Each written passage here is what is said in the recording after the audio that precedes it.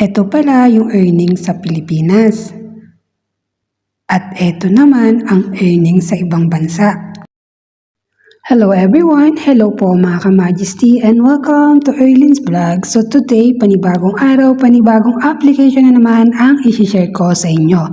Just keep on watching! Ito na naman tayo mga ka-Majesty. So today, punta tayo sa Play Store. Tapos, download tayo ng application na ito. Ito nga po ay isang farm na kung saan ay parang merge din. So search natin and then Puzzle Farm. So ayan.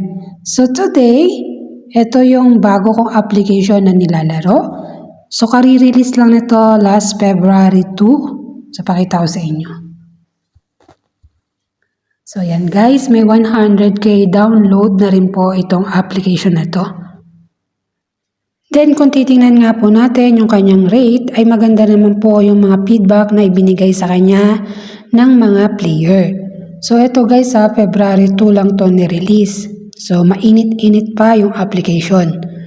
So may 100k downloader and best game na sabi nga dito ni Musami. So kung nakikita nyo yung 4.8 rate or 4.8 ratings, ayan. So kung wala ka pang application, check my description and click link and download. So as usual, kailangan i-connect ito sa Google or Facebook or depende kung saan mo gusto. Ako kasi guys, usually, mas madalas nga sabi ko nga sa inyo sa Google nakakonect, just in case na mabura ko ay easy lang din siya. Ngayon, dito ipapakita ko sa inyo kung paano laruin, kung ano yung mga task dito sa akin. So kasi magkaiba kasi yung task sa Pilipinas, magkaiba yung nakukuha sa Pilipinas at nakukuha dito kapag nasa ibang bansa ka. Hindi naman siya nakakaboring laruin at nakakalibang din naman, pampatalas pa ng memorya kung sakasakali. So ito yung mga nakukolekt ko dito, ito yung mga daily task. Coins po yung nakiklaim ko except po kung manonood ako ng mga ads. At dito sa part na to, ito yung complete lucky draw. So may nakiklaim dyan na $1 just in case na matapos mo. Tapos kapag natapos mo yung dalawa, ay may nakiklaim din dyan na $2 coins. So ganito lang siya, lalaruin mo lang siya. Then ayan, makaklaim ka ng $1. Tapos another na naman session. Pag natapos mo yan, ayan, kailangan matapos mo yung linyang green o yellow. Tapos, ito naman sa may invite. Kapag nag-invite ka, ay makakakolekt ka ng mga coin. Dito, may invite na tayo na 3. So, meron na ako nakuha ang $5.50.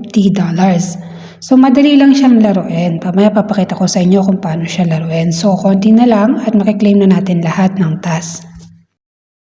Ngayon, i-click lang natin yung play para mapunta tayo dun sa mismong game.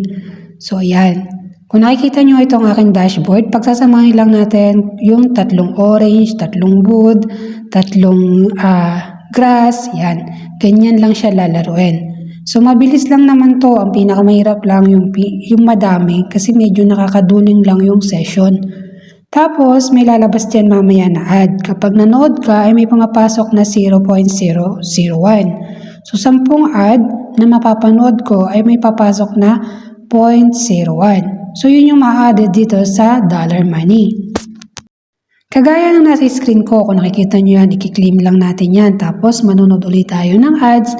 Tapos, maglalaro ulit tayo. Sisipagan lang natin maglaro para makaklaim tayo ng malaki-laking halaga. Wala namang masamang sumubok kahit ano. Basta nakikita mo legal at mas nakakalibang, okay lang naman kahit paulit-ulit. Tapos, wag mo lang i-compare na bakit yung iba ay malaki yung kinikita compare sa kinikita mo. Dahil sila ay pinagpupuyatan at pinagsisipagan at pinaghihirapan yung mga kinikita nila. Basta palagi mo lang tatandaan mga ka-Majesty, the more you learn, the more you earn. So yun laging nasa isip ko kung bakit lagi ako nagsisipag sa iba't ibang application. So ito may nakilaim tayo na Puzzle Farm card. Kapag natapos mo yan sa 100%, may marireceive kang 3 puzzle card. So ako ay isa pa lang yung nare-receive ko. Then dito, papakita ko sa inyo, i-unlock lang natin itong nasa taas.